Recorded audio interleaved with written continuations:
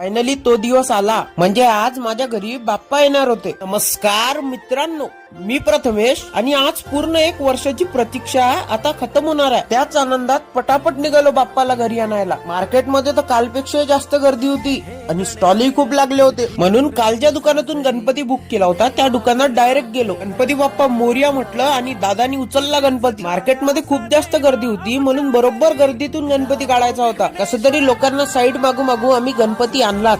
आता मोठा टास्क होता की गाडीवर याला न्यायचं तर न्यायचं कसं. प्रॉपर जजमेंटनी मस्त गाडीवर गणपती बसवला आणि निघालो घरी. घरी पोहोचलो आणि मम्मी दारात आरतीचं ताट घेऊन उभीच होती. आल्या आल्या मम्मीने भाकर तुकडा ओवाळून टाकला आणि गणपती बाप्पाची आणि माझी पूजा केली.